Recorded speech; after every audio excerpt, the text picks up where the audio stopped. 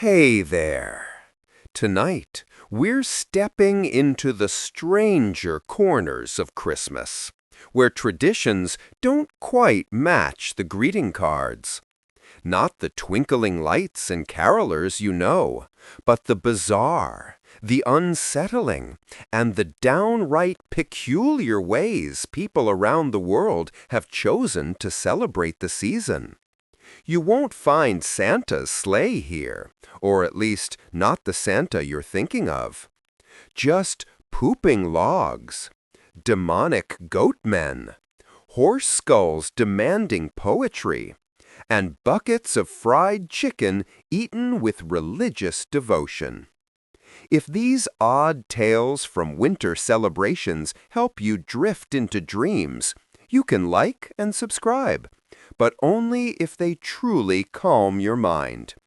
And if you'd like to help our peaceful historical channel grow, your support means more than you imagine. Tell me in the comments where you're listening from, the time on your clock, and if you still have a little sleepy hype remaining, send it our way. It's oddly comforting to know who else is drifting off to the same strange march through holiday history. So dim the... Hey there! Tonight, we're stepping into the stranger corners of Christmas, where traditions don't quite match the greeting cards. Not the twinkling lights and carolers you know, but the bizarre, the unsettling, and the downright peculiar ways people around the world have chosen to celebrate the season. You won't find Santa's sleigh here, or at least not the Santa you're thinking of. Just pooping logs, demonic goat men, horse skulls demanding poetry, and buckets of fried chicken eaten with religious devotion. If these odd tales from winter celebrations help you drift into dreams, you can like and subscribe, but only if they truly calm your mind.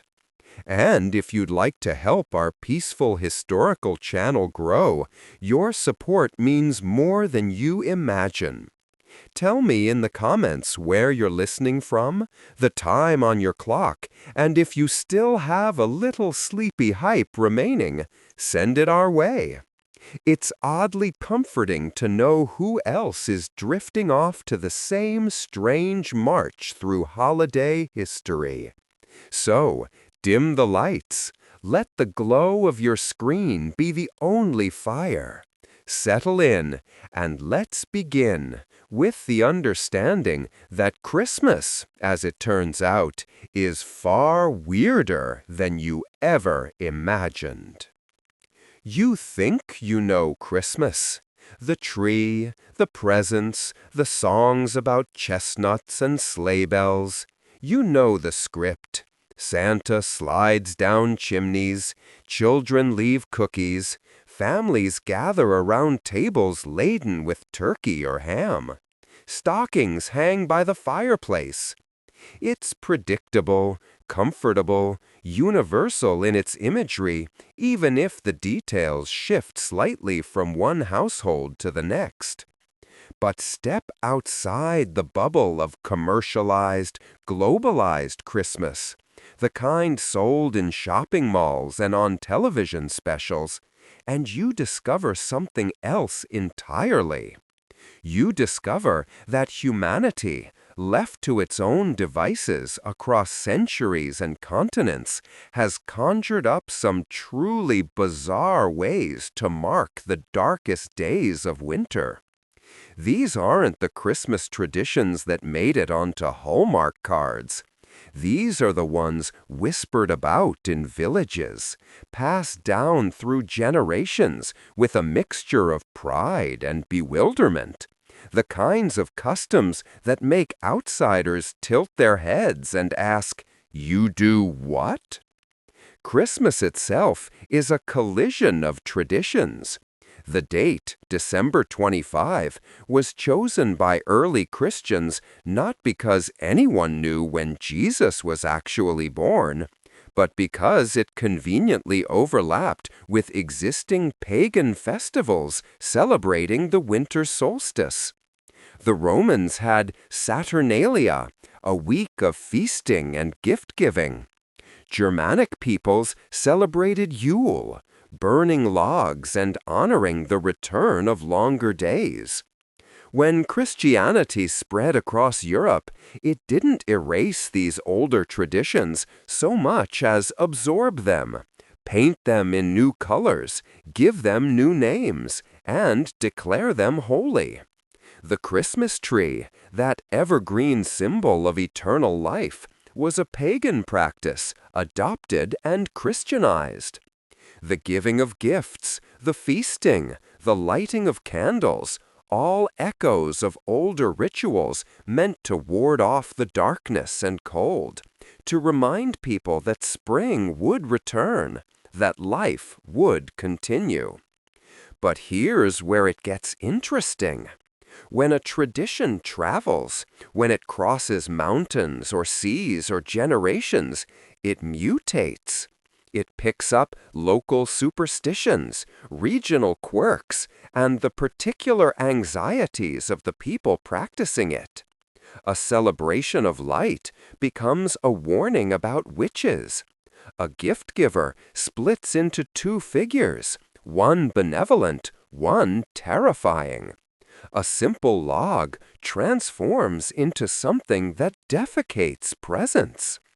The rational mind, the one that thinks in straight lines and universal truths, struggles with this.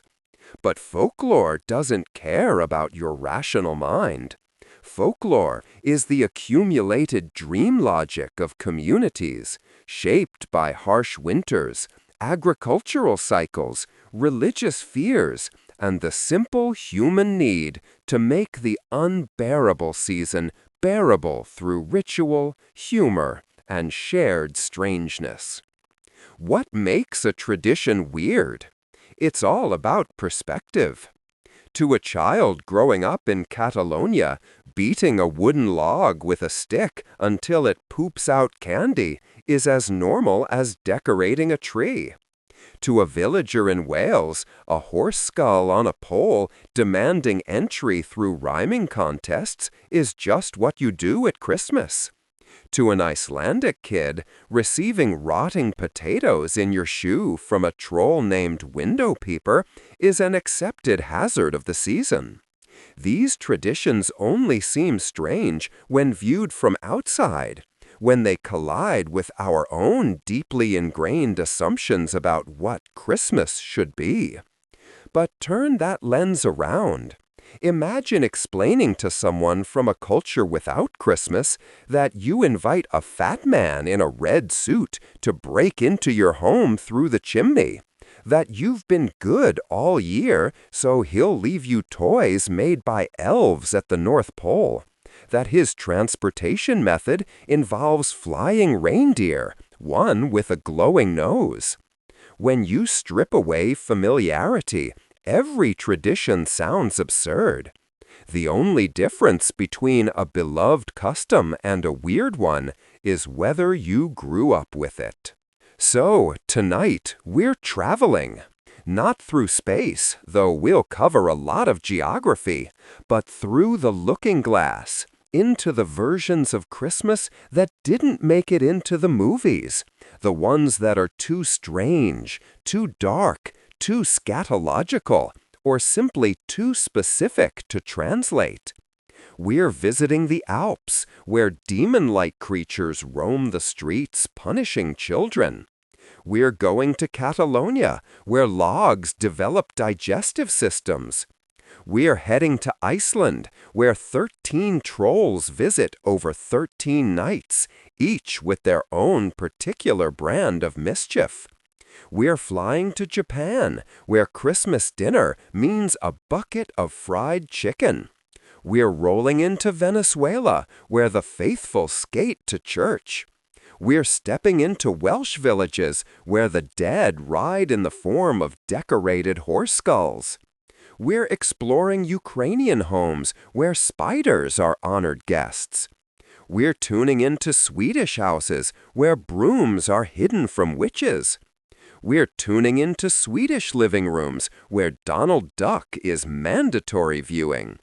And we're dipping into Slavic traditions where shoes, apples, and candles predict your romantic future. Each of these traditions has a history, a reason for being, even if that reason has been obscured by time or transformed by repetition. Some are ancient, rooted in pre-Christian beliefs that Christianity couldn't quite erase. Some are modern, born from marketing campaigns or wartime scarcity, or simply the playful creativity of communities looking for something uniquely their own. All of them tell us something about the people who practice them, about their fears and hopes, their sense of humor, their relationship with the past, and their determination to make winter, that long, dark stretch of cold and hunger and isolation, into something bearable, even magical.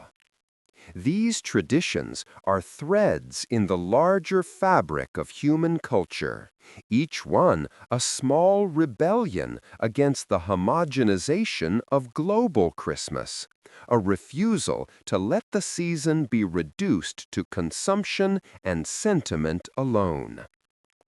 The traditions we're exploring tonight might make you uncomfortable. Some involve violence, at least theatrical violence. Some involve excrement, which is always good for a laugh or a grimace, depending on your disposition.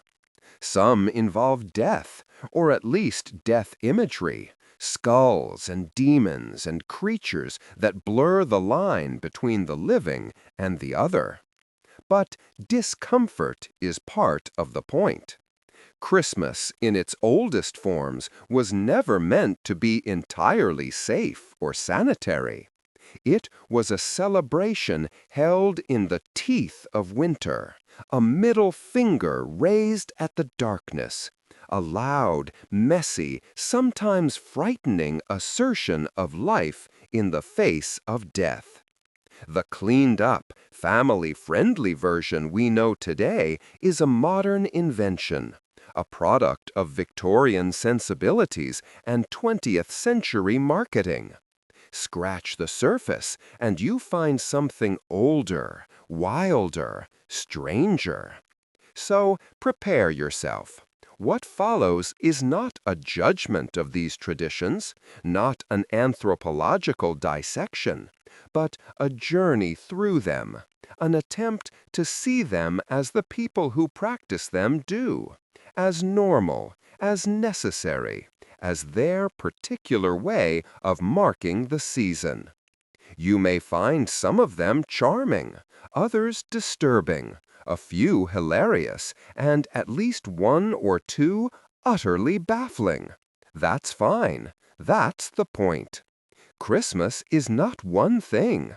It is 1,000 things, each shaped by the hands and voices and fears and joys of the communities that practice it. And, if nothing else, this journey should remind you that the familiar traditions you take for granted, the ones that seem universal and inevitable, are just as strange, just as beautifully human as the ones that make you shake your head in disbelief. Now, let's begin with something truly unsettling.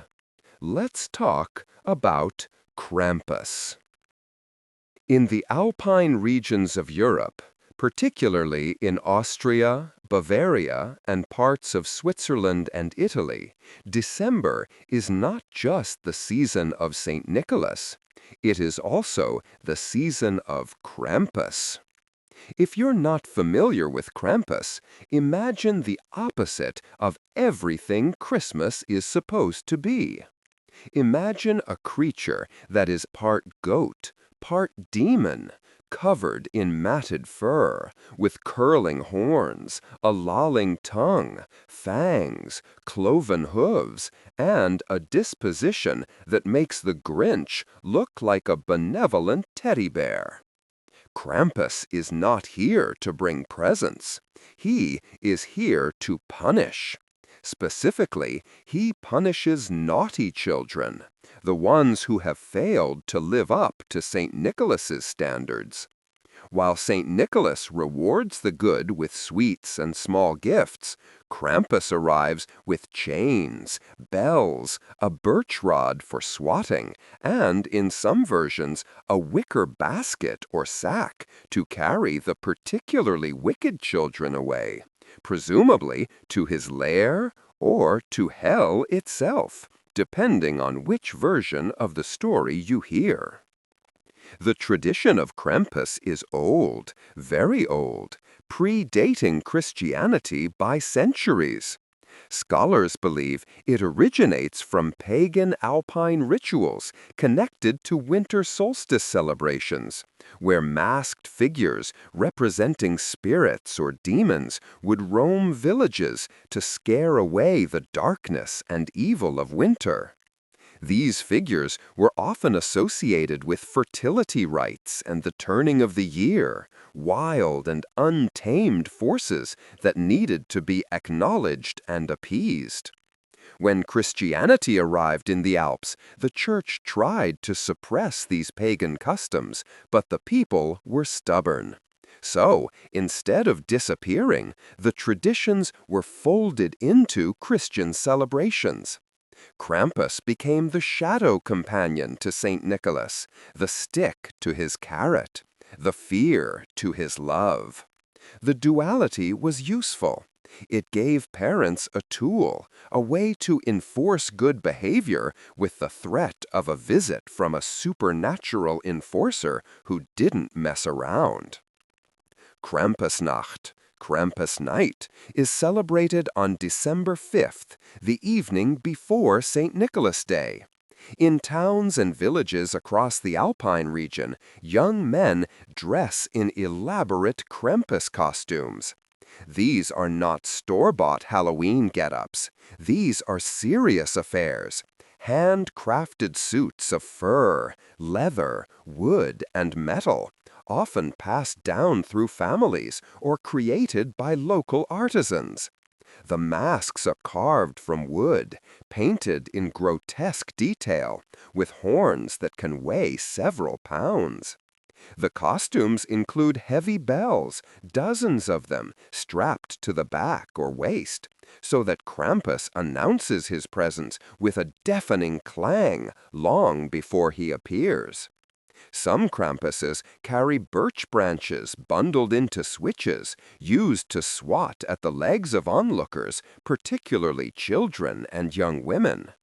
Others carry chains, which they rattle and drag across cobblestones for maximum effect. The goal is not just to look frightening, but to be frightening, to embody the primal fear of the unknown, the wild, the punitive force lurking in the winter darkness. The Krampus Run, or Krampuslauf, is the main event. Groups of Krampuses, sometimes dozens, sometimes hundreds, parade through the streets of towns and villages. They stomp, they roar, they lunge at spectators. Children scream and hide behind their parents. Adults laugh nervously, snap photos, and occasionally get swatted if they're not careful. The atmosphere is chaotic, somewhere between a Halloween haunted house and a medieval festival, with a heavy dose of alcohol thrown in for good measure. Because Krampus, for all his demonic trappings, is also an excuse for revelry. After the run, After the scaring is done, the men in the costumes retreat to taverns and homes, where they drink schnapps, eat sausages, and compare notes on who scared the most children or delivered the best roar. It's theater, yes, but theater rooted in something older and more primal, a ritual acknowledgement that winter is hard, that darkness is real, and that sometimes you need to personify your fears in order to master them. But Krampus is not alone in the Alpine pantheon of Christmas demons. He has companions, variations on the theme, each region with its own twist. In some areas, you find Frau Pechta or Pechta, a female figure who is part beautiful woman, part hag, part goose, depending on the story. Frau Pechta roams during the 12 days of Christmas, inspecting homes to ensure that certain tasks, particularly spinning, have been completed. If you've been lazy, if your spinning wheel has sat idle, she might slit open your belly and stuff it with straw and stones. If you've been diligent, she might leave a coin. Pechta is older than Krampus, a figure rooted in Germanic paganism, associated with the turning of the year and the enforcement of social norms. She is both protector and punisher, a liminal figure who ensures that the community adheres to its obligations. In some villages, you find the Perchtenlauf, similar to the Krampuslauf, but featuring both beautiful Perchten, who represent light and order, and ugly Perchten, who represent chaos and the wild. The beautiful ones wear elaborate wooden masks painted in bright colors, adorned with flowers and gold, their costumes pristine and shimmering. The ugly ones, the Schiachperchten, resemble Krampus in their wildness, covered in fur, horns, and grotesque masks. The two groups perform a kind of ritual battle, a symbolic struggle between order and disorder, light and dark, civilization and wilderness. It's a winter solstice pageant, essentially, dressed up in Christian clothing, but pulsing with the old rhythms of pre-Christian Europe. Why does this tradition persist? In an age of central heating and electric lights, when winter has been tamed, when children are more likely to fear screen time limits than demonic goatmen, why do communities still dress up in these elaborate costumes and parade through the streets? Part of it is cultural pride, a way for small alpine towns to assert their unique identity in a world that increasingly feels homogenized. Part of it is tourism, because Krampus runs draw crowds, and crowds bring money. But part of it, the part that matters, is deeper. It's about continuity, about maintaining a connection to the past, to the ancestors who faced winter with far less protection than we have now. It's about acknowledging that fear, that darkness, that the unknown still exist, even if we've pushed them to the margins. And it's about community, about coming together to participate in something larger than yourself, something strange and ancient and undeniably alive. For children, Krampus is a formative experience. You don't forget the first time you see Krampus.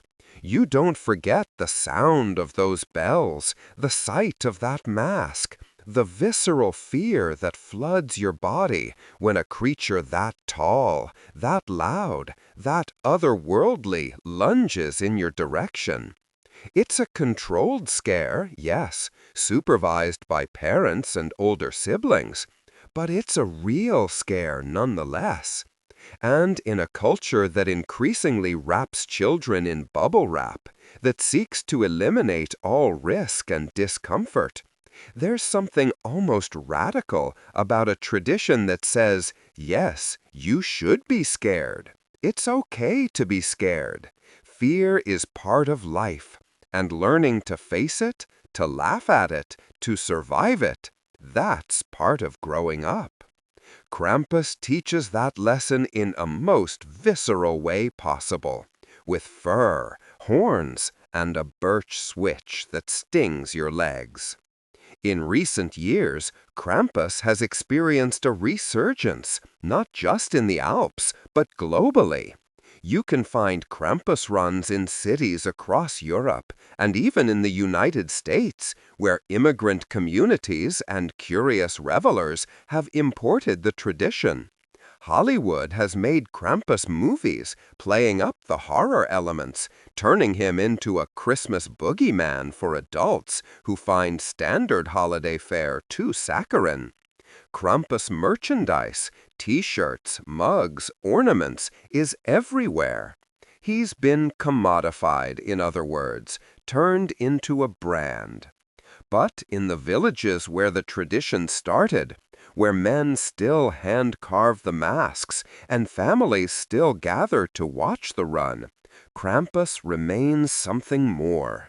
He's a link to the past, a reminder that Christmas was not always tame, and a yearly assertion that even in the modern world, there's room for the wild, the dark, and the strange. And so, each December 5th, as the sun sets over alpine villages, you can hear them. The bells. Distant at first, then closer, louder, a metallic clanging that echoes off stone walls and snowy peaks. Children grip their parents' hands. Teenagers laugh nervously. Tourists raise their phones. And then they appear. A procession of demons, lit by torchlight, moving through the streets with a deliberate, menacing rhythm. They are Krampus, and they are here to remind you that Christmas is not just about light. It's also about the shadows, the fears we carry, the old stories that refuse to die. And as they pass, as the bells fade into the distance, you're left with a strange feeling, part relief, part exhilaration, and maybe, just maybe, a little bit of awe at the sheer strangeness of it all.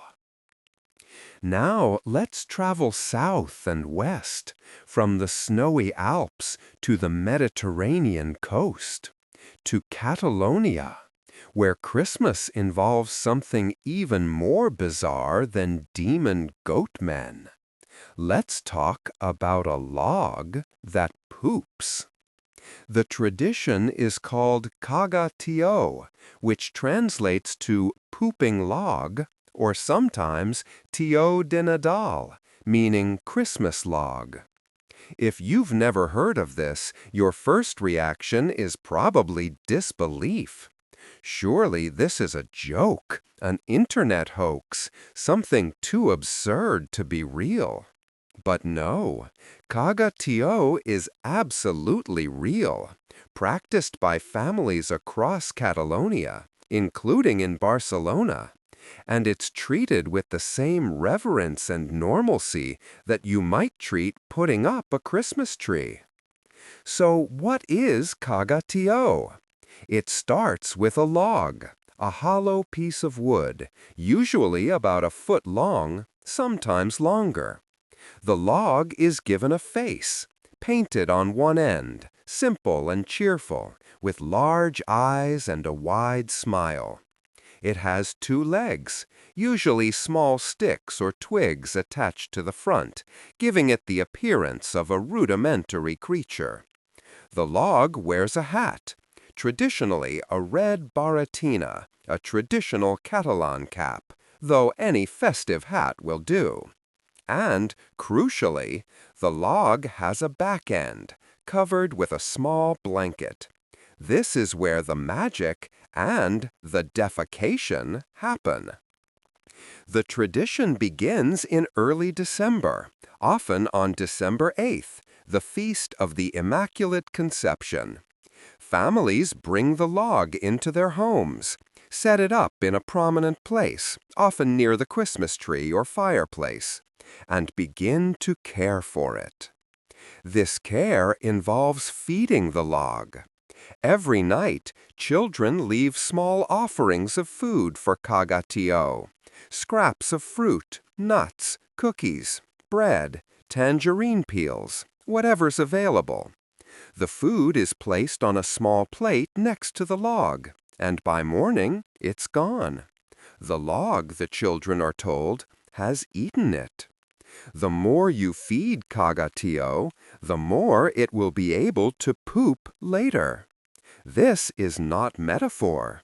This is the actual explanation given to children, delivered with a straight face by parents who themselves were raised with this tradition and see nothing odd about it. For weeks, this feeding continues. The log becomes part of the household routine, a small daily ritual. Children check on it, make sure it has food, cover it with its blanket so it stays warm. There's an element of care here, of nurturing, that's almost sweet if you ignore the fact that the ultimate goal is to make the log defecate presence. The log is anthropomorphized, given personality and needs, turned into a creature that exists somewhere between pet, decoration, and magical being. It's absurd, yes, but it's also an exercise in delayed gratification, in daily responsibility, in building anticipation for the big moment. That moment arrives on Christmas Eve or Christmas Day, depending on the family.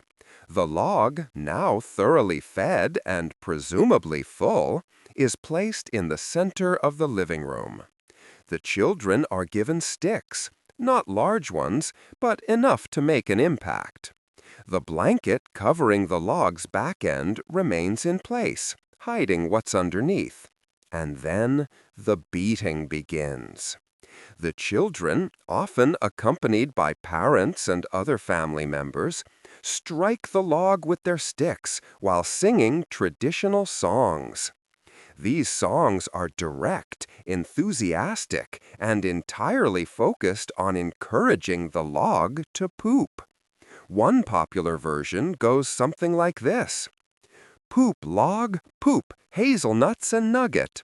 Don't poop herring, they're too salty. Poop nugget, they're much better. Poop log, or I'll hit you with a stick. The song is repeated, sometimes for several rounds, as the children bash away at the log. It's chaotic, noisy, joyful, and deeply, deeply strange to anyone not raised with the tradition.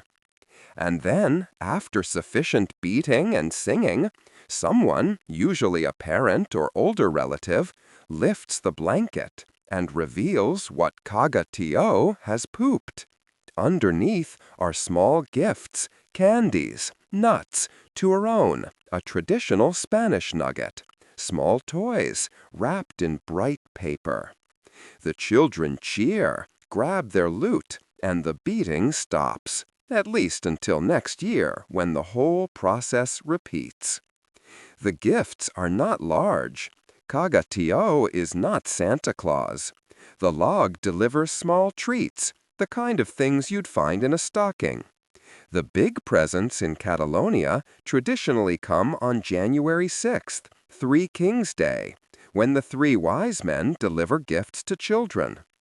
Kagatio is supplementary, a warm-up, a preview, and a uniquely Catalan way of adding a bit of extra magic and absurdity to the season.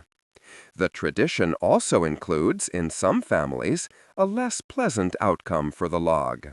In the final round of beating, after all the treats have been pooped, the log might produce something less desirable: a salted herring, an onion, a garlic clove, something smelly or unpleasant, signaling that the log is now empty and the ritual is complete. Where did this tradition come from? The honest answer is that no one knows for certain. The origins of Caga-Tió are murky, lost in the haze of rural Catalan history. Some scholars suggest it evolved from older pagan rituals related to the winter solstice, where logs were burned in bonfires to celebrate the return of longer days, and the ashes spread on fields to ensure fertility. Over time, this practical ritual may have morphed into something more symbolic and playful, with the log becoming a figure of abundance and generosity, pooping out gifts instead of ashes. The scatological element, the focus on defecation, might seem crude, but it's also tied to fertility, to the cycle of consumption and production, of taking in food and giving back bounty. In agricultural societies, excrement was valuable, a source of fertilizer, a sign of health and productivity. So a log that poops gifts is, in its own way, a symbol of abundance and the continuation of life. The tradition is also, let's be honest, funny. Children love it because it involves hitting things, singing loudly, and the word poop, which is eternally hilarious to kids. Parents tolerate it, even embrace it, because it's their tradition, something that ties them to their own childhoods, to their parents and grandparents, to a shared Catalan identity that persists despite the homogenizing pressures of global culture. In recent years, Caga-Tió has become a symbol of Catalan cultural pride, a way for Catalans to assert their distinctiveness from the rest of Spain. The tradition is taught in schools, featured in Christmas markets, and celebrated with an almost defiant enthusiasm. It's not just a pooping log, it's their pooping log, and that matters. But wait, there's more. Because Catalonia has not one, but two excrement-related Christmas traditions. The second is the caganer, a small figurine that appears in nativity scenes across Catalonia. The caganer, which translates to the pooper or the crapper, is a small figure, usually a peasant man wearing traditional Catalan clothing and a red barretina, depicted in a squatting position with his pants down and a small pile of feces visible beneath him. This figure is hidden somewhere in the nativity scene, often behind a bush or a barn, not front and center, but tucked away where only the observant will spot him. Why is there a defecating peasant in the nativity scene? Again, the exact origins are unclear. But the caganer has been part of Catalan Christmas tradition since at least the 18th century. One explanation is that the figure represents fertility and prosperity for the coming year, the same logic that underlies Caga-Tió. Another is that it's a humorous, humanizing element in a scene that is otherwise quite solemn and sacred, a reminder that even in the presence of the divine, human needs persist. Life goes on, and bodily functions are nothing to be ashamed of. The caganer is also democratic in a way. Everyone poops, rich and poor, king and peasant, saint and sinner. By including a pooping figure in the Nativity, Catalans acknowledge the common humanity that binds everyone, even in the shadow of a miracle. In modern times, the caganer has become a collectible item, with figurines depicting famous people, politicians, athletes, pop stars, all in the traditional squatting pose. It's cheeky, irreverent, and very Catalan, a blend of tradition and contemporary satire, reverence and mockery, all wrapped up in a figure that is, at its core, just a small ceramic person taking a dump. Together, Caga-Tió and the Caganer form Catalonia's unique contribution to Christmas weirdness, a pair of traditions that embrace the scatological with a cheerfulness that's both endearing and baffling. They are not universally loved, even in Catalonia. Some families skip them, preferring more conventional celebrations. Some Catalans find them embarrassing, relics of a less sophisticated past. But many, perhaps most, embrace them wholeheartedly, passing them down to their children with pride, keeping the songs alive, hitting the log, hiding the caganer, and refusing to let Christmas be entirely sanitized. Because in a world that increasingly markets Christmas as a glossy, perfect, emotionally manipulative exercise in consumption, there's something refreshing, even radical, about a tradition that says, let's hit a log until it poops candy. It's absurd, yes, but it's also honest, joyful, and deeply, wonderfully human. And so, every December across Catalonia, logs are brought into homes, fed, covered, and eventually beaten.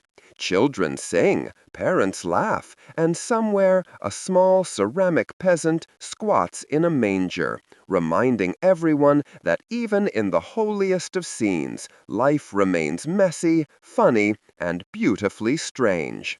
This is Caga-Tió, and it is Christmas, Catalan style. Now let's travel north, far north, to an island nation perched on the edge of the Arctic Circle, where winter lasts for months, darkness dominates, and Christmas is not the province of one jolly man, but 13 mischievous trolls, plus a giant cat with a taste for human flesh. Welcome to Iceland, where Christmas is a prolonged, surreal experience that blends folklore, humor, and the kind of strangeness that only isolation and long winters can produce. In Iceland, children don't wait for Santa Claus on Christmas Eve. Instead, they receive visits from the Yule lads, or Jólasveinar in Icelandic. There are 13 of them, and they arrive one by one on the 13 nights leading up to Christmas, starting on December 12th and ending on Christmas Eve. Each Yule lad has his own distinct personality, his own particular quirk or mischief, and his own name that describes his specialty.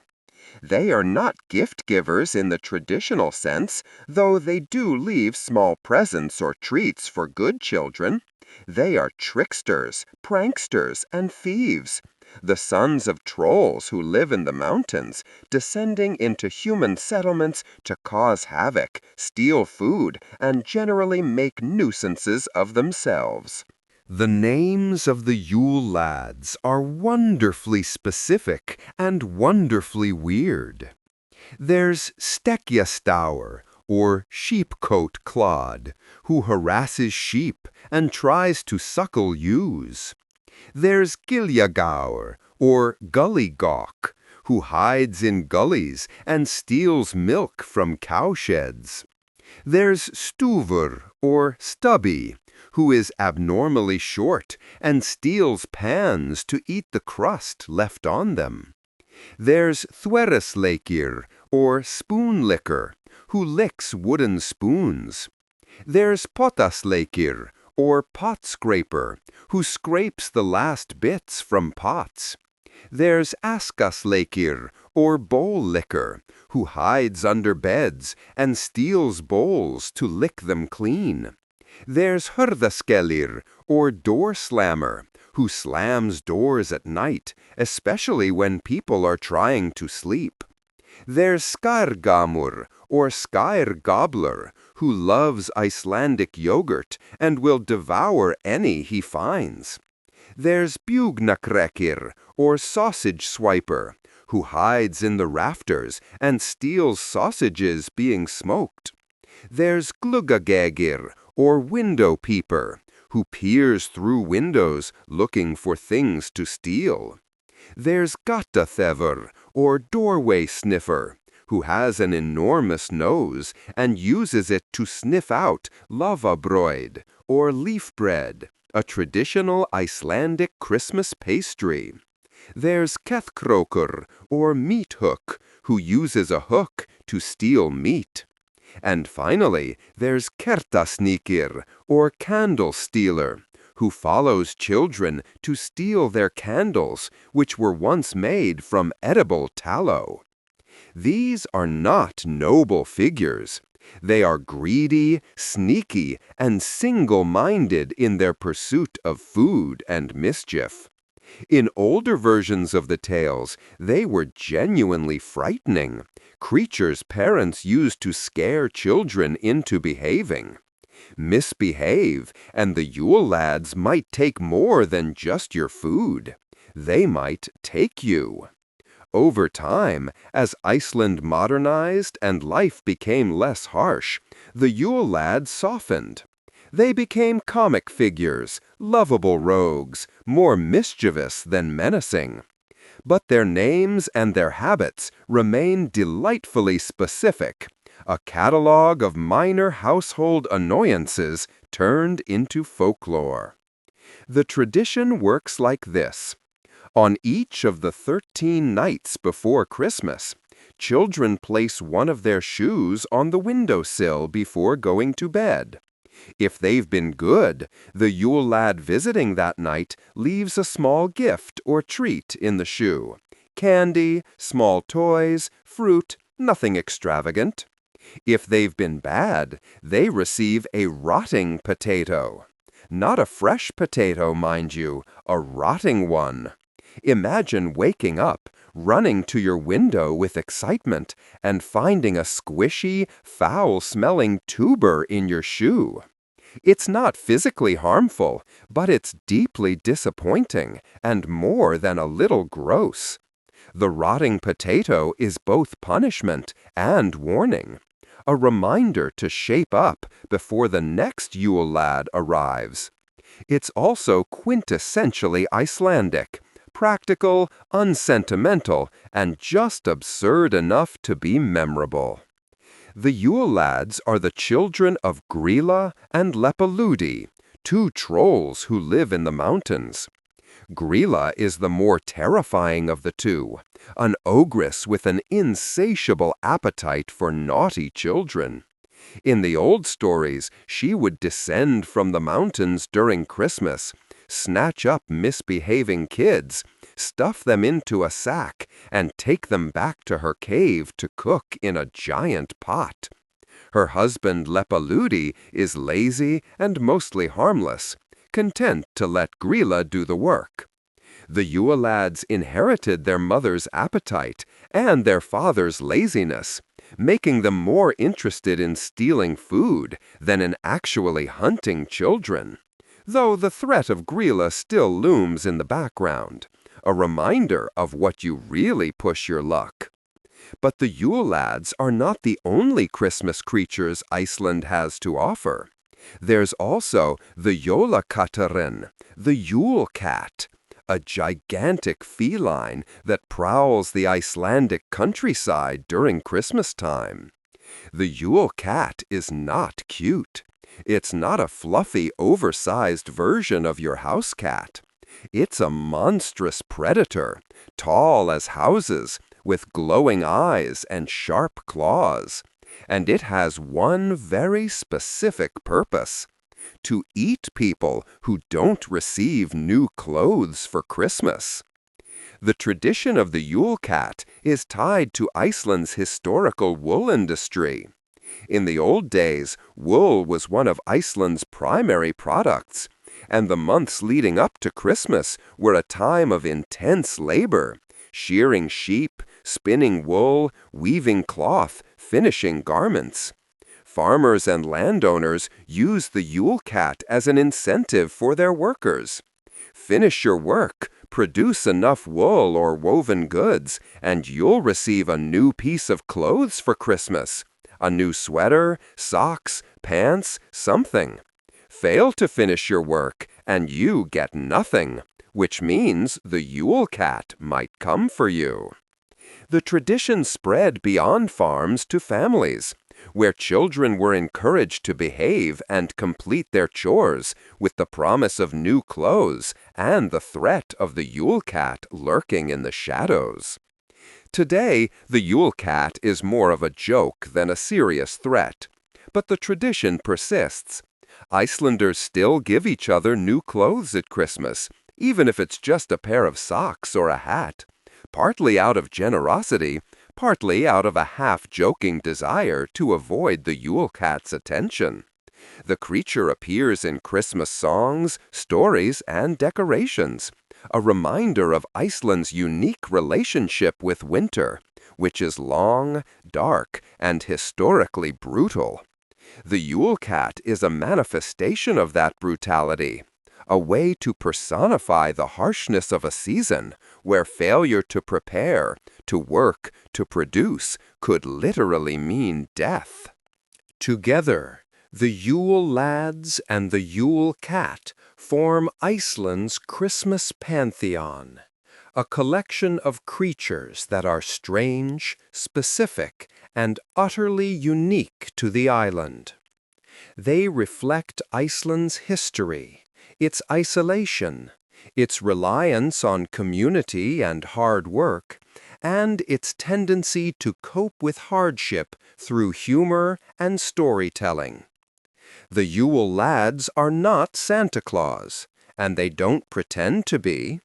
They are tricksters, petty thieves, folklore figures that emerged from a culture where winter was something to be endured, not just celebrated. And the Yule Pat, for all its monstrousness, is a reminder that survival requires effort, that the season demands productivity, and that failing to meet those demands has consequences, even if those consequences are now more symbolic than real. In modern Iceland, Christmas is a major holiday, celebrated with feasts, family gatherings, and the exchange of gifts. Books are a particularly popular gift, and Icelanders have a tradition called Jólabókaflóð, the Christmas book flood, where publishers release a flood of new books in the weeks before Christmas, and families spend Christmas Eve reading together. It's a quieter, cozier tradition than the Yule lads or the Yule cat, but it's no less important. It reflects Iceland's high literacy rate, its love of literature, and its ability to balance the strange with the serene, the folklore with the bookshelf. But the Yule lads remain front and center in Icelandic Christmas celebrations. They appear in decorations, advertisements, children's books, and television specials. Parents still tell their kids about them, still place shoes on windowsills, still dole out candy and rotten potatoes with equal seriousness. Because the Yule lads are not just folklore. They are a connection to the past, to a time when Iceland was poorer, harder, colder, and when survival required every trick, every superstition, every story you could muster to make it through the winter. And in a modern world that often feels disconnected from history, from nature, from the rhythms of the seasons, the Yule lads offer something valuable. A reminder that Christmas was not always safe, not always happy, not always easy. It was something you fought for, something you earned, one shoe at a time, one stolen sausage at a time, one rotting potato at a time. And so each December, as the darkness closes in over Iceland, as the northern lights flicker and the wind howls, children wait. They wait for sheepcoat clod and window peeper and candle stealer, for the mischievous sons of Grilla, for the 13 nights of chaos that lead to Christmas morning. And in the distance, somewhere in the mountains, the Yule cat prowls, searching for those who forgot their new socks. Now we leave the cold north and travel to the far east, to a country where Christmas is not a traditional holiday, where only about 1% of the population is Christian, and yet where one of the most beloved Christmas traditions involves a bucket of fried chicken and a man in a white suit with a goatee. We're talking about Japan, where Christmas and Kentucky Fried Chicken have become inseparable. Christmas in Japan is not a national holiday. Businesses stay open, schools operate as usual, and there's no religious significance attached to the day for the vast majority of the population. But Christmas is celebrated, enthusiastically even, as a secular, commercial, and romantic occasion. Couples go on dates, lights and decorations adorn shopping districts, and Christmas cakes, sponge cakes with strawberries and whipped cream, are everywhere. It's a holiday stripped of its religious roots and rebuilt as a celebration of romance, consumerism, and, perhaps most famously, fried chicken. The story of Christmas and KFC in Japan begins in the early 1970s. KFC had entered the Japanese market in 1970, opening its first location in Nagoya. The fast food chain was still relatively unknown, struggling to compete with established Japanese food culture. Then, in 1974, KFC Japan launched a marketing campaign that would change everything. The campaign was called Kurisumasu Niwa Kentucky, which translates to Kentucky for Christmas. The idea was simple but brilliant.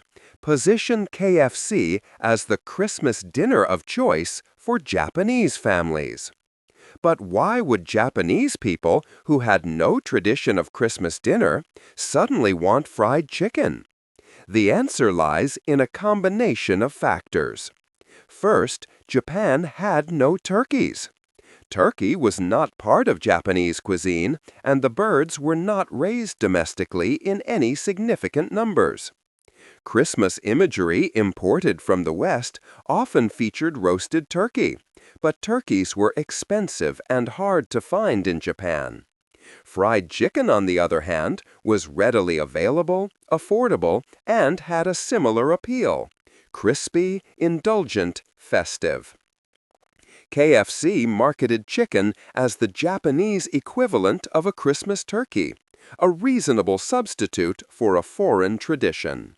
Second, Japan in the 1970s was in the midst of rapid economic growth and westernization. American culture was aspirational, and adopting Western holidays, even in modified form, was seen as modern and sophisticated. Christmas became associated with Western lifestyles, and KFC, as an American brand, fit neatly into that narrative. The campaign also targeted families, positioning KFC as a fun, easy, and special meal that didn't require hours of cooking. In a country where Christmas was not a day off work, convenience mattered. The campaign was wildly successful. KFC's Christmas sales skyrocketed, and within a few years, eating KFC on Christmas Eve or Christmas Day became an established tradition in Japan. Today, it's estimated that over 3.5 million Japanese families eat KFC during the Christmas season. The demand is so high that people order their meals weeks or even months in advance to ensure they get their chicken. On Christmas Eve, KFC outlets across Japan experience their busiest day of the year, with lines stretching out the door and wait times extending to 2 hours or more. Some locations take reservations starting in October. KFC Japan leans into the tradition with special Christmas packages. The Party Barrel is the most popular, a festive bucket of fried chicken that includes drumsticks, wings, and sometimes sides like coleslaw and cake. The packaging is adorned with Christmas imagery, snowflakes, Santa hats, holly.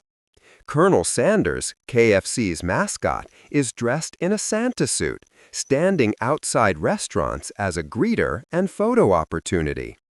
The Colonel becomes, in effect, Japan's version of Santa Claus, a benevolent white-bearded figure promising not toys, but crispy, golden brown poultry. For Japanese families, the meal is special. It's not just fast food. It's Christmas food, eaten together, often in front of the television, possibly while watching a Christmas movie or one of the many Christmas specials that air on Japanese TV. The chicken is paired with Christmas cake, champagne, or other festive drinks, and the whole experience is treated with a seriousness that might seem absurd to outsiders, but makes perfect sense within the context of Japanese Christmas celebrations. The tradition is entirely manufactured, born from a marketing campaign rather than centuries of folklore, but it's no less real for it. Traditions don't have to be old to be meaningful. They just have to be practiced, repeated, passed down, and imbued with significance by the people who celebrate them. Anthropologists and cultural critics have analyzed the KFC Christmas tradition as an example of how globalization and marketing can create new cultural practices. It's also a case study in how holidays evolve when transplanted to new cultural contexts. Christmas in Japan is not American Christmas or European Christmas. It's Japanese Christmas, shaped by local tastes, economic factors, and a willingness to adapt foreign customs in ways that make sense within a different cultural framework.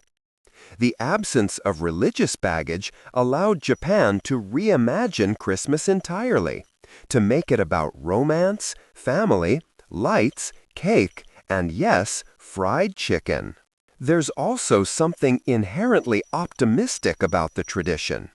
In a world that often feels fractured, where cultural appropriation is a minefield and globalization is blamed for erasing local traditions, Japan's KFC Christmas is a reminder that cultures can borrow from each other, remix elements, and create something new that belongs to both the source and the recipient. KFC, an American fast food chain, becomes a Japanese Christmas tradition, and in the process, both Kentucky and Japan are transformed, however slightly, by the exchange. Of course, not everyone in Japan participates.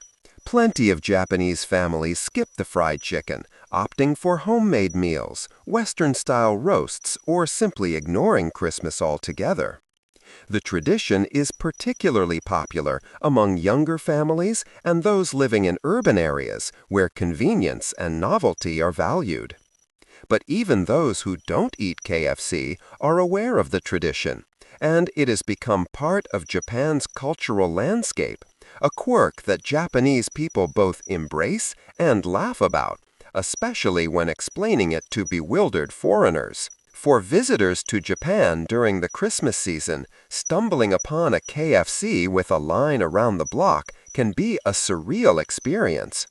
The Colonel, dressed as Santa, waves cheerfully. Inside, families wait patiently for their orders, clutching numbered tickets.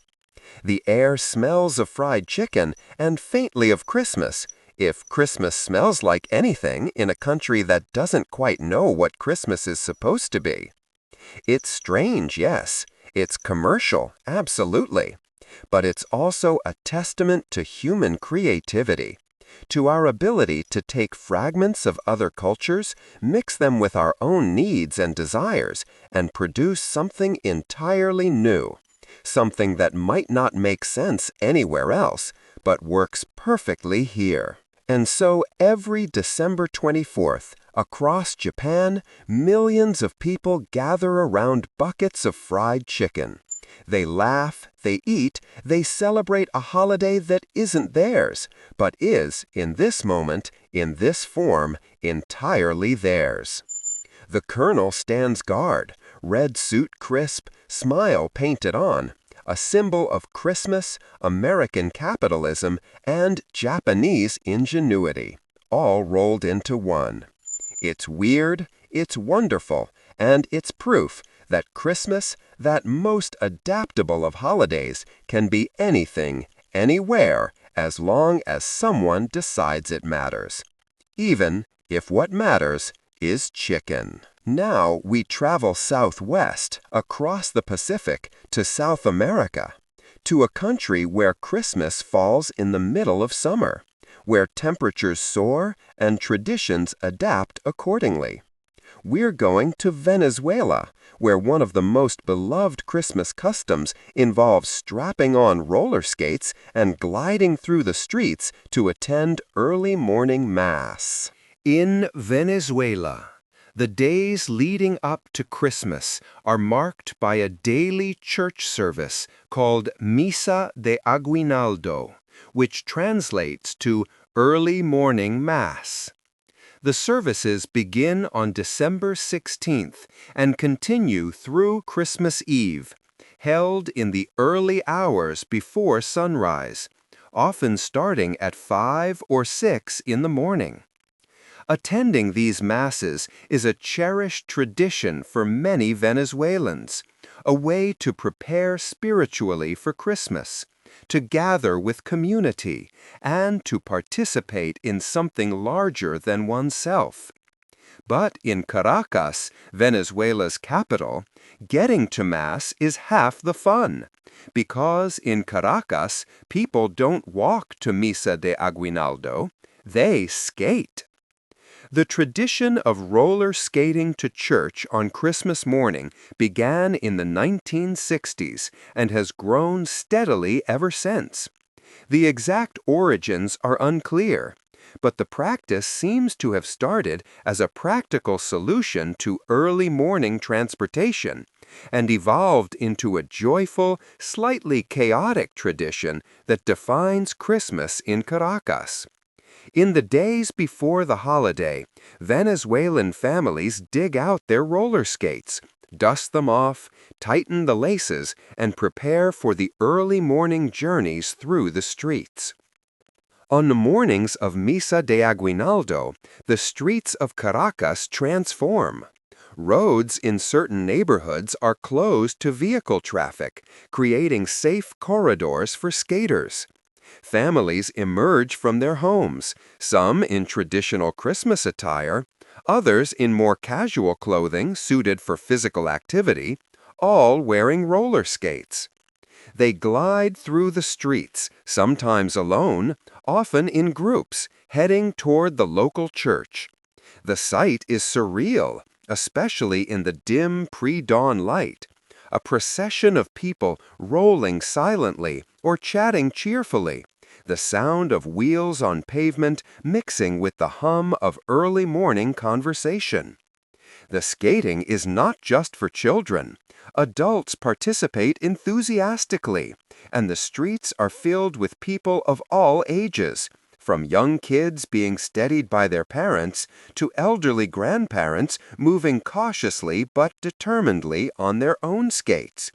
It's a community event, a shared experience that erases some of the usual social boundaries. Everyone is on skates. Everyone is heading to the same place, and for a brief window of time, the streets belong not to cars, but to worshippers on wheels. The tradition has practical elements.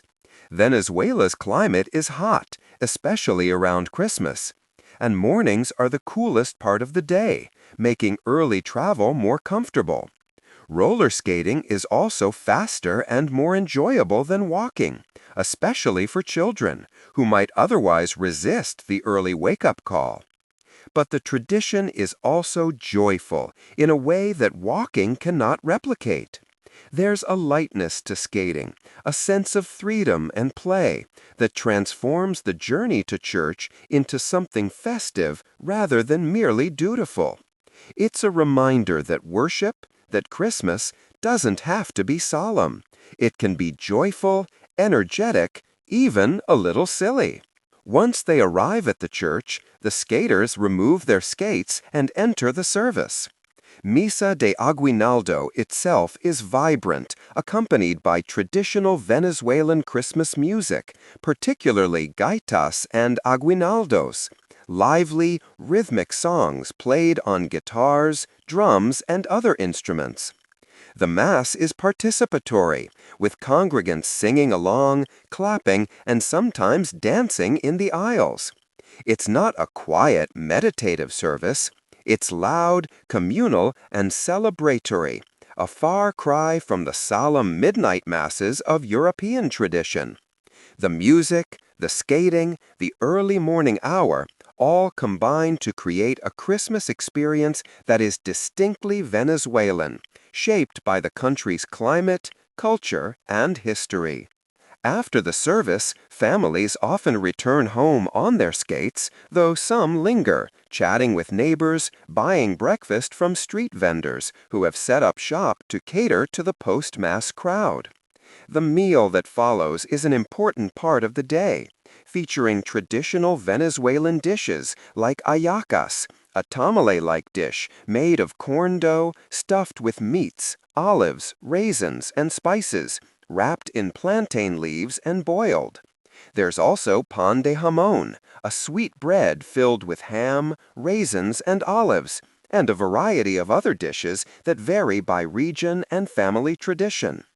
The combination of skating, worship, music, and food creates a Christmas morning that is physically active, socially connected, and deeply rooted in Venezuelan identity. The roller skating tradition is so beloved that it has become a point of national pride, a detail Venezuelans mention when describing their Christmas customs to outsiders. It's quirky, yes, but it's also uniquely theirs, a tradition that emerged organically and has been sustained by the enthusiasm and participation of ordinary people.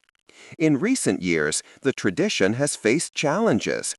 Economic and political instability in Venezuela has made life difficult for many families, and some traditions have suffered as resources dwindle and communities fracture. But Misa de Aguinaldo and the roller skating that accompany it have endured, a small but significant act of continuity in the face of hardship. For Venezuelans living abroad, the memory of skating to church is a powerful connection to home. Expat communities in other countries sometimes organize their own versions of the tradition, renting rinks or closing streets to recreate the experience. It doesn't replicate the exact feeling of skating through Caracas at dawn, but it preserves the spirit, the sense of movement and community and joy that defines Venezuelan Christmas. And for those still in Venezuela, lacing up skates each December is an act of resilience, a refusal to let go of the traditions that make life meaningful, even when life itself has become uncertain.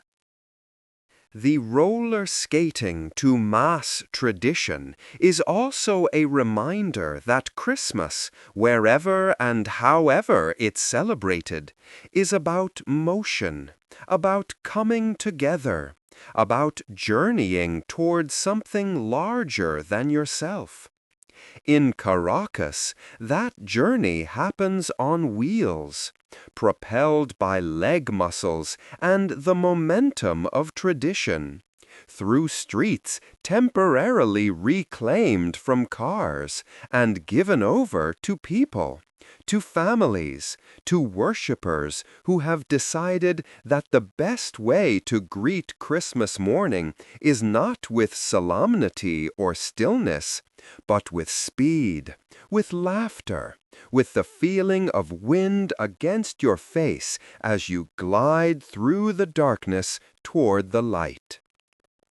And so each December, as the sun begins to rise over Caracas, you can hear them. The soft rumble of wheels on pavement, the murmur of voices, the occasional laugh, the squeak of brakes.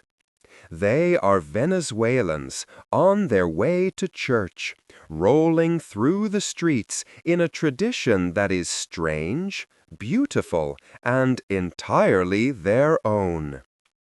Now we travel across the Atlantic, back to Europe, to the windswept hills and valleys of Wales, where Christmas brings not joy and singing alone, but something far stranger, a creature that is neither alive nor entirely dead, a horse skull mounted on a pole, draped in white, demanding entry into your home through song and verse. This is the Mari Lwyd, one of the most haunting and peculiar Christmas traditions in the world. The Mari Lwyd, pronounced roughly as Mari Lwyd, translates to either Grey Mare or, in some interpretations, Holy Mary, though the former is generally accepted as the more likely meaning. The tradition is a form of wassailing, the ancient practice of going door to door during the Christmas season, singing songs and asking for food, drink, and hospitality. But the Mari Lwyd takes wassailing in a darker, stranger direction, turning it into a theatrical, eerie, and deeply Welsh experience that blends folklore, poetry, humor, and just a touch of menace. The Mari Lwyd itself is a striking sight. It begins with a horse's skull, a real one, cleaned and bleached, sometimes preserved in lime and buried during the off-season to be dug up again each Christmas.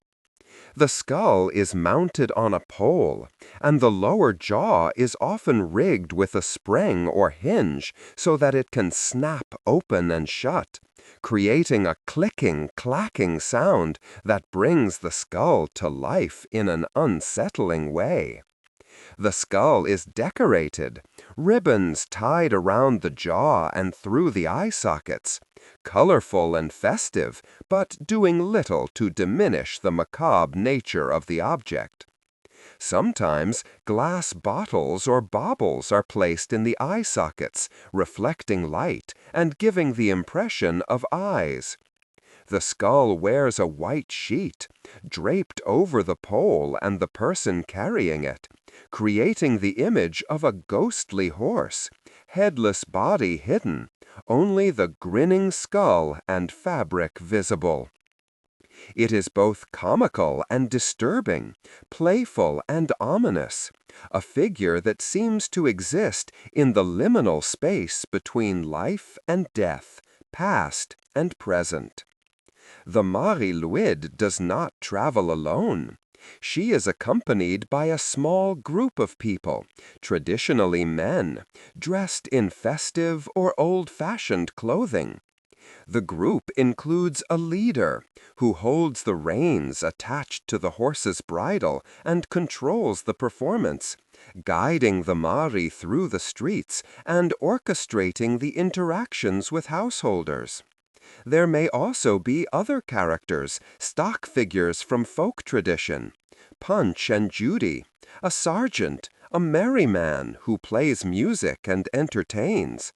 The composition of the group varies by region and by the participants, but the Mari Lwyd herself is always the star, the focal point, the creature that demands attention.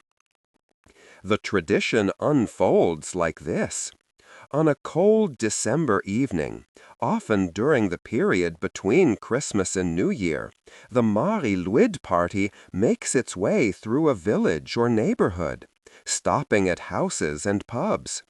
When they arrive at a door, they don't simply knock and enter. They sing. The leader begins a traditional song, requesting entry, praising the household, and gently suggesting that the people inside should welcome the Mari Lwyd.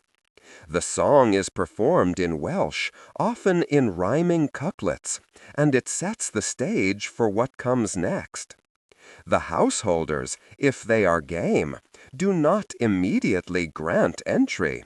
Instead, they respond also in song, also in rhyming couplets, refusing the Mari Lwyd and offering reasons why she and her party should stay outside. The cold, the hour, the noise, the general disruption they would cause. This back and forth is called the ponco, a rhyming battle, a contest of wits and words conducted through the closed door. It can last for minutes, or in some legendary accounts, for an hour or more, each side trying to out-rhyme, out-clever, and outlast the other. The verses are often humorous, full of teasing, insults, and local references, a test of both poetic skill and community knowledge. The ponco is central to the Mari Lwyd tradition. It's not just about letting a horse skull into your house. It's about the performance, the exchange, the playful combat conducted in verse. The tradition assumes a level of literacy, or at least oral fluency, in Welsh poetry, a culture where words matter, where rhyme and rhythm are valued, and where even a simple act like opening your door becomes an opportunity for art. Eventually, the householders, having proven their skill, or simply run out of verses, concede defeat and open the door. The Mari Lwyd enters, often bounding into the room, the person underneath the sheet controlling the skull so that it snaps its jaw at guests, chases children, and generally causes a commotion. It's playful chaos, a burst of energy and laughter, the release of the tension built during the ponco. Once inside, the Mari Lwyd party is rewarded with food and drink, cakes, ale, whatever the household can offer. They eat, they drink, they sing more songs, these ones less combative and more celebratory. The Mari Lwyd may perform tricks, dipping its head, snapping at food, interacting with guests. The merry man plays music. The sergeant might tell jokes. Punch and Judy might engage in slapstick. It's a performance, a bit of midwinter theater brought into your home by people you probably know, neighbors and friends who have transformed themselves into folklore figures for the evening. After sufficient revelry, the party sings a farewell song, thanks the householders, and moves on to the next stop, leaving behind memories, crumbs, and possibly a lingering sense of unease at the sight of that skull. The origins of the Mari Lwyd are debated.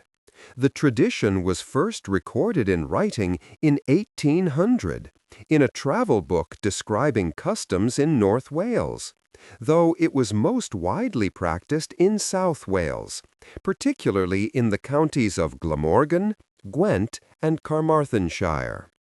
Some scholars believe the Mari Lwyd has pre-Christian, pagan roots, tied to ancient Celtic reverence for horses, which were symbols of power, fertility, and the otherworld in Celtic mythology.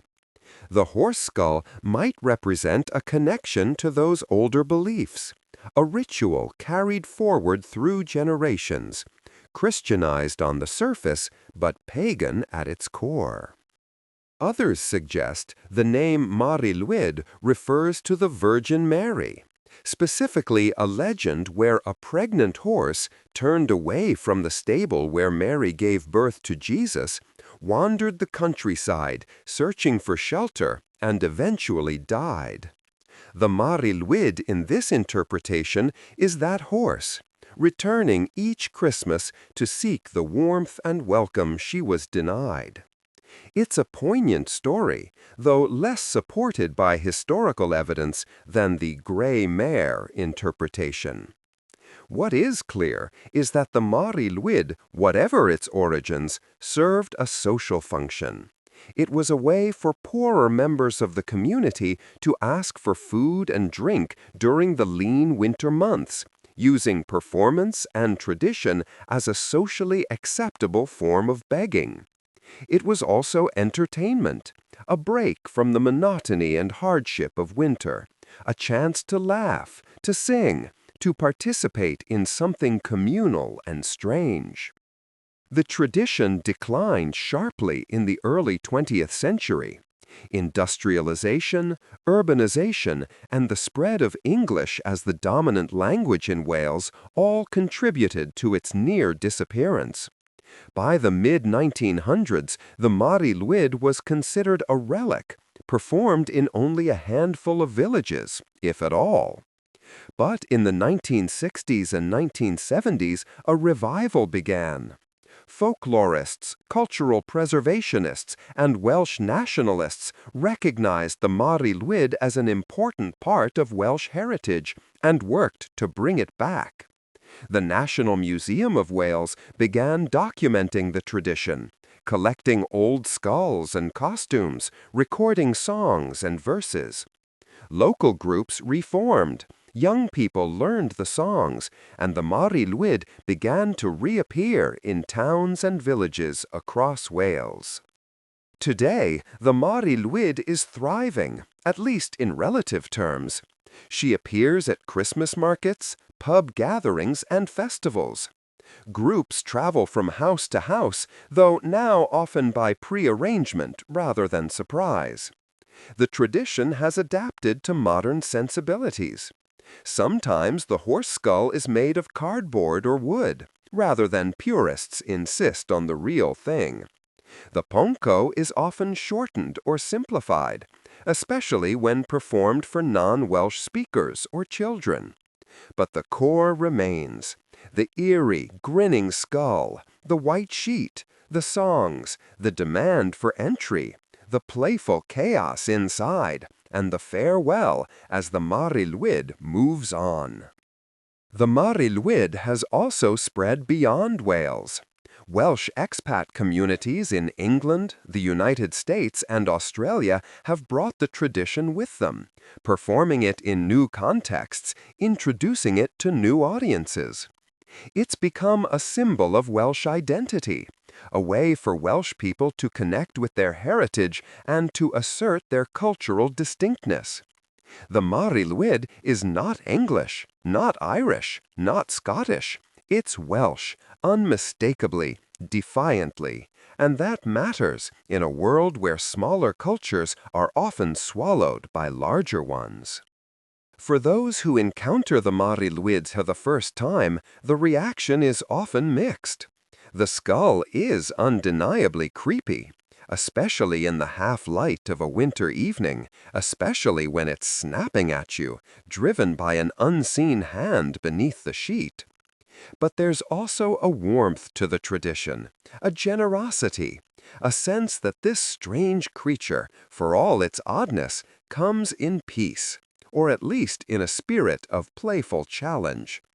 The Mariluid asks something of you, your hospitality, your words, your laughter, and in return she offers something rare, a connection to the past, to a time when winters were harder, when communities were smaller and more tightly bound, when a visit from a horse skull was a highlight of the season rather than a source of confusion. Now we travel east, across Europe, to Ukraine, a country where Christmas traditions are steeped in Orthodox Christianity, agricultural symbolism, and a folklore that turns even spiders into symbols of good fortune. In Ukraine, Christmas trees are not just adorned with lights and ornaments. They are decorated with artificial spider webs, delicate strands of silver or white that drape across the branches, and small spider ornaments called pavuchki. To outsiders, this seems odd, even unsettling. Spiders and Christmas? Webs and festivity? But in Ukraine, the tradition is beloved, rooted in a legend that speaks to hope, poverty, and the miracles that can happen when you least expect them. The legend of the Christmas spider goes like this. Long ago, a poor widow lived in a small cottage with her children. They were so poor that they had almost nothing. No money for food, no warm clothes, no decorations for Christmas. But one year, a pine cone fell near their home, and the children, excited by the idea of a Christmas tree, planted it in a pot and watered it carefully. The tree grew, slowly at first, then faster, and by Christmas it stood in the corner of their cottage, green and beautiful. The widow and her children were thrilled. They had a tree, a real Christmas tree, just like wealthier families. But they had nothing to decorate it with. No candles, no ribbons, no ornaments. The tree stood bare, and the children went to bed on Christmas Eve feeling both proud and sad. That night, as the family slept, spiders in the cottage noticed the tree. They crept out from their hiding places, climbed the branches, and spun webs across it, intricate, delicate, covering every inch of the tree in silk. When the widow and her children woke on Christmas morning, they found their tree transformed. The webs caught the morning light, glittering like silver and gold, turning the simple tree into something magical, more beautiful than any decorated tree they had ever seen. Some versions of the legend say the Christ child blessed the webs, turning them into real silver and gold. Others say it was the light itself, a miracle of nature and timing that made the webs shine. Either way, the poor family's Christmas was saved, their tree the most beautiful in the village, and their fortune changed from that day forward. This legend is the origin of Ukraine's spiderweb Christmas decorations. The pavuchki, small spider ornaments, are hung on trees to honor the spiders who brought beauty and luck to the poor widow. The artificial webs, often made of shiny tinsel or delicate thread, represent the miracle of that Christmas morning. The tradition is not just decorative, it's symbolic, a reminder that beauty can come from unexpected places, that even the smallest, most overlooked creatures have a role to play, and that hope and generosity, whether from spiders or from higher powers, can transform the darkest moments. Interestingly, the Ukrainian spiderweb tradition is also credited by some folklorists as the origin of tinsel, the shiny metallic strands that people around the world hang on Christmas trees. The theory is that German and Eastern European immigrants brought the spiderweb decoration tradition with them when they moved to other countries. And over time, the symbolic webs evolved into the commercial product we know as tinsel, silver strands meant to mimic the appearance of spider silk catching the light. Whether this is historically accurate or simply a charming. Now we travel east, across Europe to Ukraine, a country where Christmas traditions are steeped in Orthodox Christianity, agricultural symbolism, and a folklore that turns even spiders into symbols of good fortune. In Ukraine, Christmas trees are not just adorned with lights and ornaments. They are decorated with artificial spider webs, delicate strands of silver or white that drape across the branches, and small spider ornaments called pavuchki. To outsiders, this seems odd, even unsettling. Spiders and Christmas? Webs and festivity? But in Ukraine, the tradition is beloved, rooted in a legend that speaks to hope, poverty, and the miracles that can happen when you least expect them.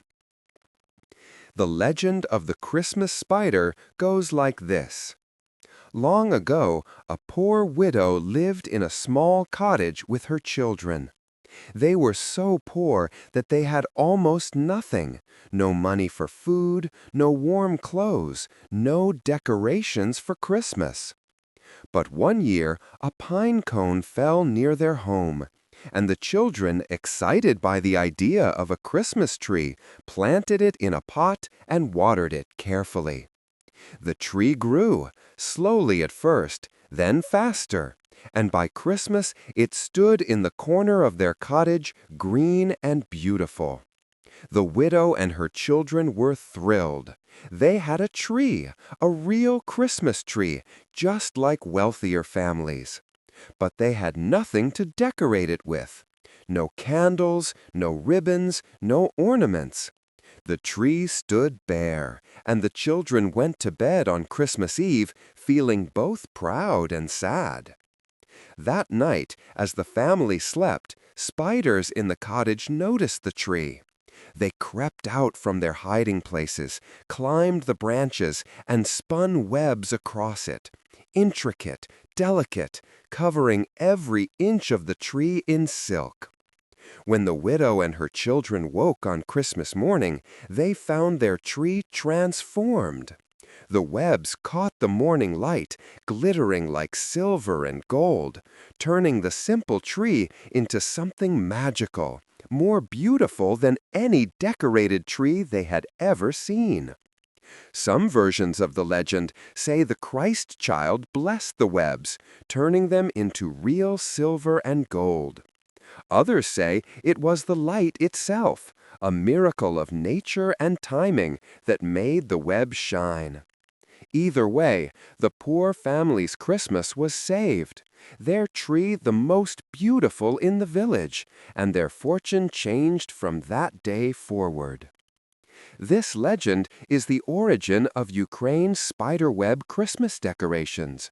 The pavuchki, small spider ornaments, are hung on trees to honor the spiders who brought beauty and luck to the poor widow. The artificial webs, often made of shiny tinsel or delicate thread, represent the miracle of that Christmas morning. The tradition is not just decorative. It's symbolic, a reminder that beauty can come from unexpected places, that even the smallest, most overlooked creatures have a role to play, and that hope and generosity, whether from spiders or from higher powers, can transform the darkest moments. Interestingly, the Ukrainian spiderweb tradition is also credited by some folklorists as the origin of tinsel, the shiny metallic strands that people around the world hang on Christmas trees. The theory is that German and Eastern European immigrants brought the spiderweb decoration tradition with them when they moved to other countries. And over time, the symbolic webs evolved into the commercial product we know as tinsel. Silver strands meant to mimic the appearance of spider silk catching the light. Whether this is historically accurate or simply a charming story is debated.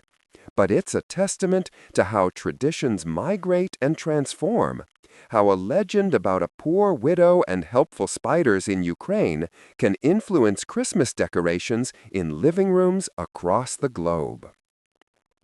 Christmas in Ukraine is celebrated according to the Orthodox calendar, which means it falls on January 7th, not December 25th. This is due to the difference between the Gregorian calendar used by most of the world and the Julian calendar still used by some Orthodox churches. However, in recent years, some branches of the Ukrainian Orthodox Church have begun allowing celebrations on December 25th, reflecting Ukraine's complex religious and political landscape. Regardless of the date, Ukrainian Christmas is a deeply spiritual and family-oriented holiday, marked by specific rituals, foods, and traditions that have been passed down through generations. One of the central traditions is the Christmas Eve supper, called Sviata Večerya, or Holy Supper. The meal traditionally consists of 12 dishes, representing the 12 apostles, and all of them are meatless and dairy-free, in keeping with the fasting rules of Orthodox Christianity. The dishes vary by region, but often include kutia, a sweet grain pudding made with wheat berries, poppy seeds, honey, and Ukrainian Christmas also includes caroling, but not the kind you might expect. Ukrainian carolers singing kolyadki, traditional Christmas songs, go from house to house, but their songs are not simple hymns.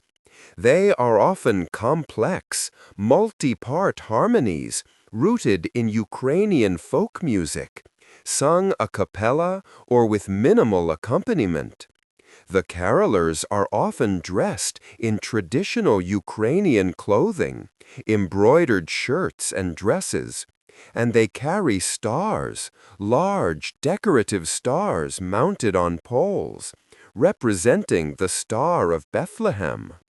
The songs they sing are ancient, some predating Christianity, others written in medieval times, and they speak of the nativity, of winter, of the land, of the cycle of seasons. The tradition of caroling in Ukraine is not just about spreading Christmas cheer. It's also a form of cultural preservation, a way to keep old songs alive, to teach young people the melodies and words, to assert Ukrainian identity in a region that has been contested, conquered, and reshaped by outside forces for centuries.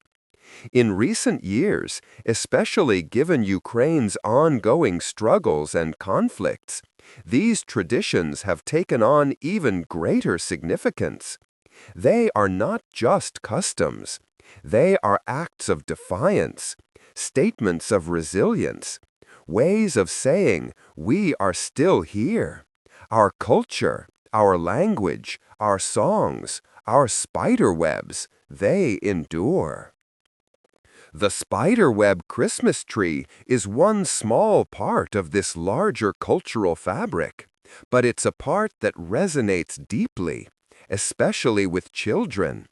The idea that spiders, often feared or dismissed, can be agents of beauty and good fortune is a powerful lesson. It teaches generosity, that help can come from unexpected sources. It teaches patience, that beauty takes time to create. And it teaches hope, that even in poverty, even in darkness, even when you have nothing, miracles can happen. Today, pavuchki ornaments are sold in markets across Ukraine and in Ukrainian communities worldwide. They are small, delicate, often handmade, crafted from beads, wire, and thread, designed to look like spiders in their webs. Hanging them on a Christmas tree is a way to connect with the legend, to invite good luck, and to honor a tradition that is uniquely Ukrainian. The artificial spider webs, too, have become a standard part of Ukrainian Christmas decorations, and in some homes they are as important as the tree itself. For Ukrainians living abroad, especially those who left during times of war or economic hardship, the spiderweb tradition is a powerful link to home. It's a way to teach children about their heritage, to pass down stories, to maintain a sense of identity in a new country. And for those still in Ukraine, decorating the tree with spiderwebs is a yearly ritual, a small act of continuity in a life that may otherwise feel uncertain. And so each Christmas, in homes across Ukraine and in Ukrainian communities around the world, trees are hung with delicate webs and tiny spiders. They catch the light, they sparkle, they remind everyone who sees them of a legend about a poor widow, helpful spiders, and a morning when poverty was transformed into beauty. It's a tradition that is strange, yes, but also deeply moving.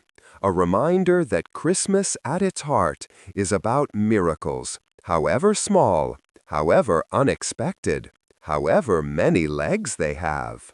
Now, let's head north again to Norway, where Christmas brings not only celebration, but also a very specific fear that witches and evil spirits will steal your broom and use it to fly off into the night. To prevent this, Norwegians have developed a simple, practical solution that has endured for centuries. On Christmas Eve, every broom in the house is hidden. The tradition of hiding brooms on Christmas Eve is rooted in old Norwegian folklore, which held that Christmas Eve, particularly the hours after midnight, was a time when the boundary between the human world and the spirit world grew thin. Witches, trolls, and other malevolent beings were believed to roam the countryside, looking for mischief to cause, treasures to steal, and tools to aid in their supernatural activities. Brooms were particularly valuable to witches, not just as cleaning tools, but as vehicles for flight. A witch with a good broom could soar through the night, causing havoc, attending dark Sabbaths, or simply enjoying the freedom of flight. So Norwegian families, practical and cautious, took steps to protect their brooms. On Christmas Eve, after the house had been cleaned in preparation for the holiday, brooms were gathered up and hidden away, tucked in closets, shoved under beds, locked in storage rooms, anywhere a witch would have trouble finding them. Some families went further, hiding not just brooms, but other tools as well: mops, shovels, rakes, anything that could potentially be commandeered by a malevolent spirit. It was a small precaution, a bit of spiritual insurance, a way to protect your property and your peace of mind during a time when the supernatural felt particularly close. But Norwegians didn't stop at hiding brooms. They also took steps to protect the home itself from intrusion by spirits. One common practice was to burn a spruce log in the fireplace on Christmas Eve. The log, called a julenis or Christmas log, was believed to have protective properties, the smoke and flames creating a barrier that evil spirits could not cross. The fire was kept burning through the night, tending carefully, a bright line of defense against the darkness outside. Families gathered around the fire, told stories, sang songs, and waited for morning, safe in the knowledge that they had done what they could to keep the witches at bay. Another Norwegian Christmas Eve tradition involves food, specifically a chilled rice pudding dessert called riskrem, served with a berry sauce, often made from lingonberries or raspberries. The pudding itself is delicious, creamy, and sweet, but the real excitement comes from what's hidden inside. Before serving, the lady of the house places a single blanched almond into the pudding. The bowls are served and everyone eats, searching for the almond. Whoever finds it receives a prize, traditionally a marzipan pig, and is said to have good luck in the coming year. It's a simple game, but it adds an element of suspense and competition to the meal, and children especially love it, eagerly spooning through their pudding in hopes of being the lucky one. The almond in the pudding tradition is not unique to Norway. Similar customs exist in Sweden and other Scandinavian countries, but it's a beloved part of Norwegian Christmas. It's also practical. Rice pudding is filling, inexpensive, and easy to make in large quantities, making it an ideal dessert for a holiday meal. The addition of the almond turns a simple dish into an event, a moment of shared attention and excitement.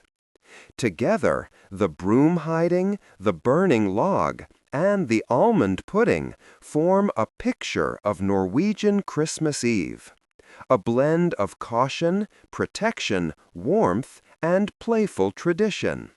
The underlying theme is survival, the need to make it through the longest, darkest nights of the year, to keep spirits at bay, to find small joys and rituals that make the season bearable. Norway's winters are harsh, the darkness profound, the cold bone deep. Christmas traditions evolved not just as religious observances, but as ways to cope with that harshness, to assert human presence and resilience in the face of nature's indifference. The belief in witches and trolls is not as strong in modern Norway as it once was. Few Norwegians today genuinely fear that a witch will steal their broom on Christmas Eve. But the tradition persists, passed down as a quirky custom, a story told to children, a habit that families maintain because their parents and grandparents maintained it, because it's fun, because it connects them to the past. Some families hide brooms with great ceremony, gathering everyone to watch as the brooms are tucked away. Others do it quietly, almost absent-mindedly, a quick motion before sitting down to dinner. Either way, the tradition endures. The idea that Christmas Eve is a time of supernatural activity is not unique to Norway. Across Europe, midwinter has long been associated with the thinning of boundaries, with spirits walking among the living, with the need for protection and ritual. The Mari Lwyd in Wales, Krampus in Austria, even the Yule Lads in Iceland, all reflect a similar belief, that winter, and particularly the nights around the solstice and Christmas, are times when the normal rules don't quite apply, when the world is a little stranger, a little more dangerous, a little more magical. The Norwegian broom hiding tradition is simply one manifestation of that belief, shaped by local folklore and practical concerns. In recent years, as interest in traditional Norwegian culture has grown, the broom hiding tradition has gained new attention. Tourists visiting Norway during the Christmas season are delighted by the story, and Norwegian cultural organizations have worked to document and promote it, ensuring that it doesn't fade into obscurity. It's become a symbol of Norwegian Christmas, a quirky detail that sets the holiday apart from celebrations in other countries. And so, each December 24th, as the sun sets early over the Norwegian landscape, as snow blankets the fields and forests, families across Norway take a moment to hide their brooms. They tuck them away, safe from imaginary witches, and settle in for the evening. The fire is lit, the rice pudding is prepared, and outside the world is cold and dark and quiet. But inside there is warmth, light, and the assurance that this year, at least, the witches won't fly. Now we travel to Sweden, another Scandinavian nation with its own unique Christmas traditions. Though Sweden's contribution to holiday strangeness has less to do with witches or demons and more to do with a cartoon duck. Every Christmas Eve at 3 in the afternoon, millions of Swedes stop what they're doing, gather around their televisions, and watch Donald Duck. Not a new Donald Duck special, not a holiday-themed episode, but the same hour-long program they've been watching for decades. A 1958 Disney compilation called Kalle Anka och Hans Vänner Önskar God Jul, or Donald Duck and His Friends Wish You a Merry Christmas. It's a tradition so ingrained in Swedish culture that it's been jokingly referred to as a national ritual, and it shows no signs of fading. The tradition began in 1960, when Swedish television was still in its infancy. At the time, Sweden had only 2 television channels, and programming options were limited. Christmas specials were a big deal, and the Swedish public broadcaster, Sveriges Television, acquired the rights to air a Disney Christmas special. The program was a compilation of Disney cartoons, mostly featuring Donald Duck, but also including segments with other Disney characters like Jiminy Cricket, Ferdinand the Bull, and scenes from Lady and the Tramp and The Jungle Book. The special aired on Christmas Eve, and it was an instant hit. Why Donald Duck? Part of it was timing. Disney cartoons were relatively new to Swedish audiences in the 1960s. Exotic and exciting, representing American culture and the glamour of Hollywood. Television itself was a luxury, and Christmas Eve viewing was an event. Families gathered around the set, and watching the Disney special became part of the day's ritual, as fixed as eating Christmas ham or opening presents. Over the years, as the program aired again and again, it solidified into tradition. Children who watched it in the 60s grew up and showed it to their own children, who, in turn, showed it to theirs. The content never changed. The same cartoons, the same order, the same introduction. And that consistency became part of the appeal. It was predictable, comforting, a marker of stability in a changing world. Today, over 40% of Sweden's population watches Kalle Anka on Christmas Eve. That's millions of people tuning in at the same time, watching the same program, often while eating Christmas dinner or preparing for the evening's festivities. It's appointment television in an age when appointment television barely exists anymore. a collective cultural moment that unites the country in a way few other things do. The program has become so iconic that Sveriges Television has tried to modernize it, adding new segments, updating the format, and the public outcry was immediate and intense. People want their Donald Duck exactly as it has always been, unchanged, familiar, eternal. The cartoons themselves are not explicitly about Christmas. Most of them are general Disney shorts, chosen more for their family-friendly content and entertainment value than for any holiday themes. But that doesn't matter. The program has become Christmas in Sweden, inseparable from the day, and its content has been memorized by generations of Swedes, who can quote lines, anticipate gags, and sing along with the songs. It's a shared cultural knowledge, a reference point that everyone understands. The Donald Duck tradition is also a fascinating case study in how traditions form and why they persist. The program was not chosen for any deep cultural reason. It was broadcast because it was available, because it was entertaining, and because Swedish television needed something to air. But repetition turned it into ritual, and ritual turned it into tradition. Now it's unthinkable for many Swedes to celebrate Christmas Eve without Donald Duck. It's what you do.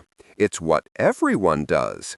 And that shared participation creates a sense of community, of belonging, even if the object of the tradition is, objectively, just a bunch of old cartoons.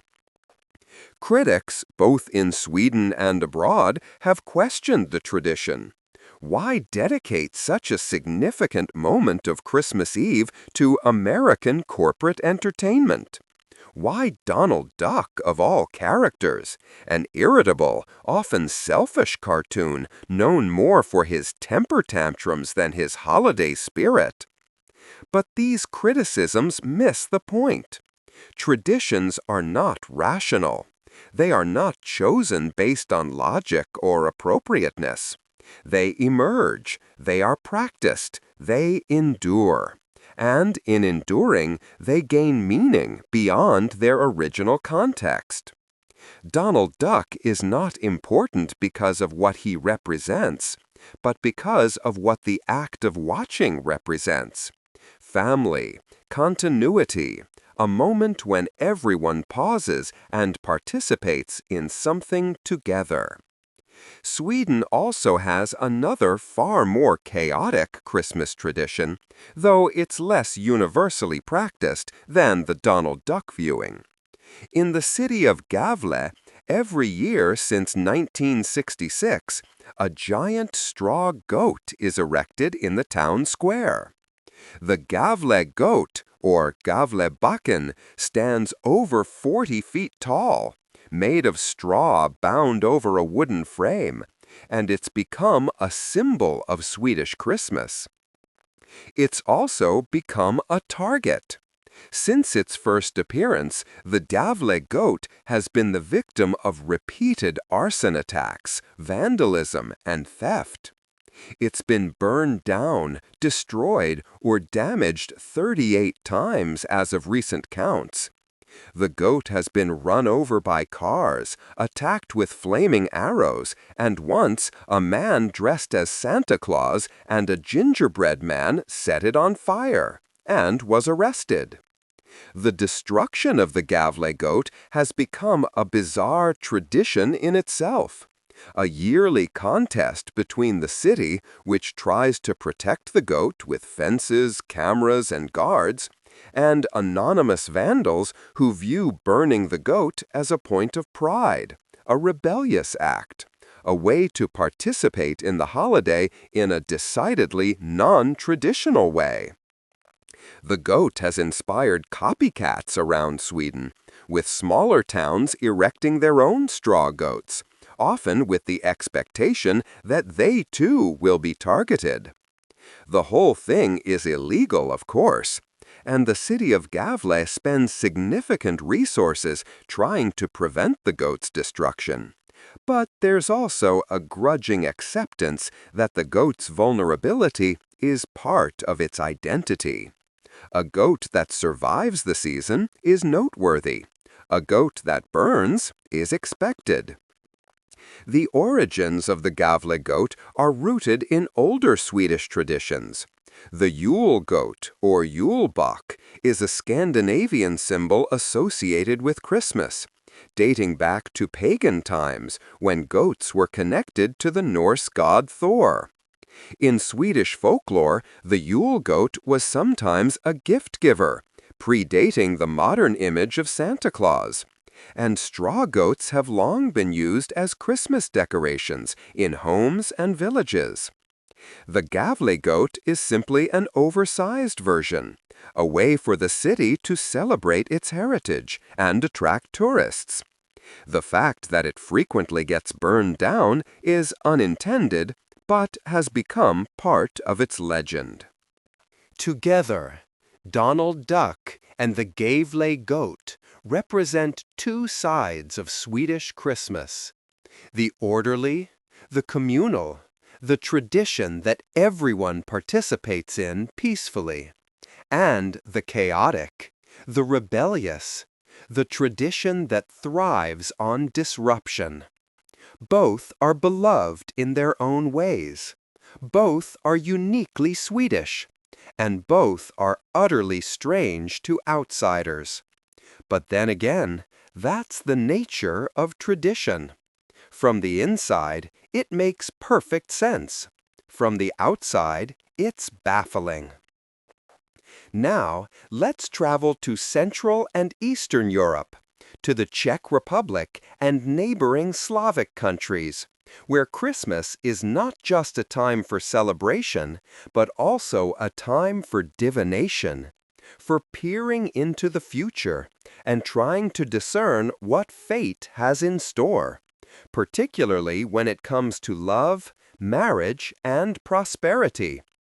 The traditions are playful, often involving household objects turned into fortune-telling tools, and they've been practiced for centuries, passed down through families as a mix of superstition, entertainment, and genuine belief in the power of signs and symbols. One of the most popular Czech Christmas traditions involves shoes, specifically throwing them. On Christmas Eve or Christmas Day, young women gather, remove their shoes, and take turns throwing them over their shoulders toward a door. The direction the shoe lands determines the woman's romantic future. If the toe points toward the door, she will marry within the year and leave her family home. If the toe points away from the door, she will remain single and stay home. It's simple, silly, and taken with varying degrees of seriousness. But it's also a communal activity, a moment of laughter and suspense, and for young women in rural areas where marriage prospects might be limited, it offers a small thrill of possibility. The shoe-throwing tradition is not unique to the Czech Republic. Variations of it appear across Eastern Europe, each with slight differences in rules or interpretation. In some regions, the shoe must land with the toe pointing straight to be considered a good omen. In others, the heel's position matters as well. The specifics vary, but the core idea remains that ordinary objects, when used ritually, can reveal hidden truths about the future. Another Christmas divination involves apples. A young person, often a woman, but sometimes men participate as well, cuts an apple in half horizontally, not through the stem, but across the middle. The pattern of seeds in the apple's core is then examined. If the seeds form a star, a clear, symmetrical five-pointed shape, it means good health and happiness in the coming year. If the seeds form a cross, it's a sign of illness or hardship. The apple divination is quick, easy, and provides immediate feedback, though the interpretation can be subjective. Is that a star or just a vague cluster? Is that a cross or an unfortunate arrangement? But ambiguity is part of the fun. Divination is not meant to be precise. It's meant to provoke thought, conversation, and a bit of nervous laughter. Candles also play a role in Czech Christmas divination. Walnut shells are halved, and small candles are placed inside them, creating tiny boats. The boats are floated in a basin of water, and their movement is observed. If your boat sails smoothly and stays afloat, you will have a smooth, successful year. If it capsizes or sinks, expect trouble. If two boats drift together, it predicts a meeting or a relationship. The candle divination is more elaborate than the shoe or apple, requiring preparation and patience, but it's also more visually striking. The tiny flames flickering on the water, casting shadows, creating an atmosphere of mystery and magic. These divination rituals are remnants of pre-Christian practices, where the winter solstice was a time of reflection and fortune-telling, when people sought to understand what the coming year would bring and how to prepare for it. When Christianity arrived, these practices were absorbed into Christmas celebrations, reframed as harmless games rather than pagan rites, but the underlying logic remained. The future is uncertain, the winter is long, and having even the illusion of insight, even a small sign or symbol to cling to, can make the uncertainty more bearable.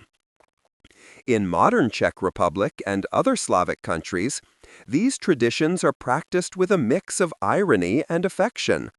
Young people participate, knowing full well that a thrown shoe doesn't actually predict marriage, but enjoying the ritual nonetheless. Families gather, perform the divinations, laugh at the results, and then move on to other parts of the celebration. But for some, particularly in rural areas or among older generations, the traditions carry more weight. The signs are taken seriously, discussed, interpreted, and remembered throughout the year. Christmas divination is also deeply social. These rituals are rarely performed alone. They require an audience, participants, someone to throw the shoe, someone to cut the apple, someone to laugh or gasp or offer a different interpretation.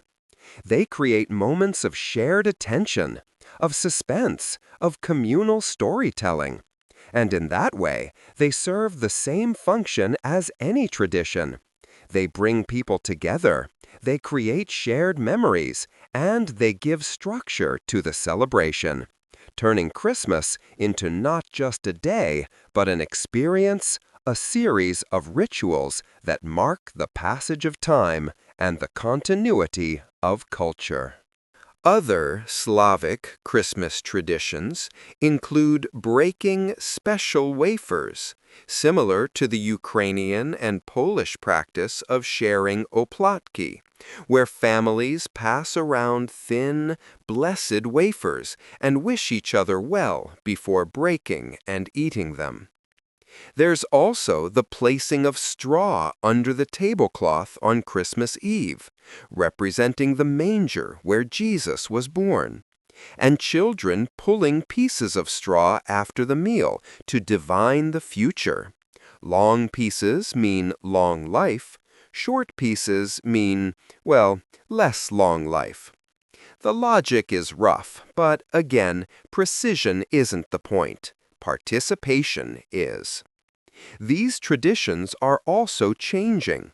As younger generations move to cities, adopt more secular lifestyles, and consume globalized Christmas media, the old divination practices are fading in some families. But in others, they're being preserved, documented, taught to children, with an emphasis on cultural heritage. Organizations dedicated to Slavic folklore work to keep these traditions alive, hosting events, publishing guides, and encouraging families to continue the practices even if the original beliefs have faded. And so each Christmas across the Czech Republic, Slovakia, Poland, and other Slavic nations, shoes are thrown, apples are cut, candles are floated, and futures are divined. The predictions are rarely accurate, but they're always memorable. And in the cold, dark depth of winter, that's enough. We've traveled far tonight, across continents and centuries, through traditions that are strange, beautiful, frightening, and absurd. We've met demons and trolls, defecating logs and skeletal horses, fried chicken and roller skates, spider webs and hidden brooms, cartoon ducks and fortune-telling shoes. We've seen Christmas in forms that bear little resemblance to the holiday sold in shopping malls. And in doing so, we've glimpsed something deeper: the creativity, resilience, and sheer weirdness of human culture. What makes these traditions valuable is not their oddness, though that certainly makes them memorable. It's their persistence. In a world that changes rapidly, where technology and globalization threaten to erase local distinctions, these traditions endure because communities choose to keep them alive. They teach them to children. They perform them year after year. They adapt them when necessary, and they refuse to let them disappear. The traditions are links to the past, yes, but they're also assertions of identity in the present. Ways for communities to say, this is who we are, this is what we do, and we're not going to stop just because it seems strange to you. The traditions also remind us that Christmas, for all its commercialization, for all the attempts to standardize it into a universal celebration of consumerism and sentiment, remains stubbornly local. It bends to fit the cultures that practice it, absorbing local folklore, responding to local climates, reflecting local anxieties and joys. Christmas in Iceland is not Christmas in Japan, is not Christmas in Catalonia. And that's not a problem. It's a feature. It's what makes the holiday rich, layered, and endlessly fascinating. There's also something profoundly hopeful in these traditions. They were born from hardship, from the need to survive winters that were long, dark, and brutal, from the desire to make sense of suffering, to find joy in scarcity, to laugh in the face of fear. Krampus was a way to scare children into obedience, but also to acknowledge that fear is real and can be faced. Kagatio turned poverty into a game, making the most of limited resources. The Mari Lid turned begging into performance, preserving dignity through art. The Yule Lads and the Yule Cat made the harshness of Icelandic winter into story, into something that could be understood and survived. The KFC Christmas in Japan turned cultural displacement into a new tradition, proving that meaning can be created anywhere. The roller skating in Venezuela made worship joyful and communal. The spider webs in Ukraine turned a legend of poverty into a symbol of hope. The hidden brooms in Norway protected against imaginary witches, but also reminded people to prepare, to be cautious, to respect the power of winter. The Donald Duck in Sweden created a moment of national unity, a shared experience that transcends class and region. And the divination rituals in Slavic countries turned uncertainty into play, giving people a sense of control, however elusive, over their futures. These traditions are not perfect. Some are fading, victims of urbanization, modernization, and the homogenizing pressures of global culture. Some are controversial, even within the communities that practice them, seen by younger generations as embarrassing relics, or by outsiders as offensive or inappropriate. Some have been commercialized, turned into tourist attractions, stripped of their original meaning, and repackaged as spectacle. But even in their imperfection, they matter. They are threads in the fabric of human culture, and every time a thread is lost, the fabric becomes a little thinner, a little less interesting, a little less rich. So what do we take from this journey through the weird Christmas traditions of the world? Perhaps it's a reminder to look at our own traditions, the ones we take for granted, and see them with fresh eyes. To recognize that they too are strange, that they too are arbitrary, and that they too are beautiful precisely because they connect us to others, to the past, to the communities we belong to. Perhaps it's a lesson in humility, a recognition that our way of celebrating Christmas is not the only way, not the best way, just one way among many, shaped by our particular history and context. Perhaps it's an invitation to be more curious, to ask questions, to seek out the stories behind the traditions we encounter, to resist the urge to dismiss something as weird just because it's unfamiliar. Or perhaps it's simply a reminder that people are strange, wonderfully, creatively, beautifully strange, and that strangeness is not a flaw, but a feature of being human. We make up stories to explain the world. We create rituals to cope with uncertainty. We dress up in costumes. We sing songs. We hit logs with sticks. We throw shoes. We hide brooms. We parade horse skulls through the streets. We eat fried chicken with religious devotion. And we do it all because it means something to us, because it connects us to each other and to the long line of people who came before us, who faced the same darkness, the same cold, the same uncertainty, and who chose, against all logic, to celebrate.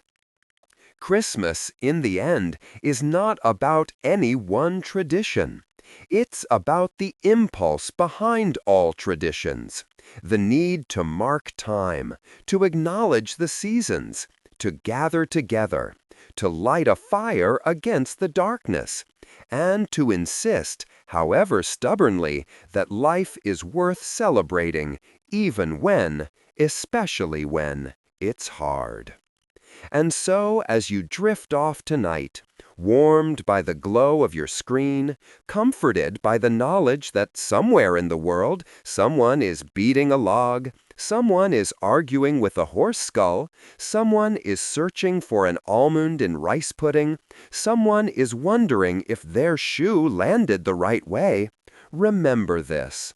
You are part of the same human family, the family that finds meaning in strangeness, beauty in absurdity, and hope in the darkest, coldest nights of the year.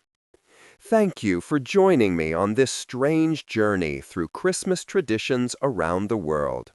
If you enjoyed this exploration into the weird and wonderful ways people celebrate, and if it helped you relax and drift into sleep, please consider liking this video and subscribing to the channel.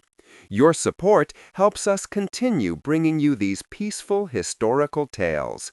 Until next time, sleep well, dream of pooping logs and roller skating saints, and may your holidays, however you celebrate them, be filled with warmth, laughter, and just the right amount of strangeness.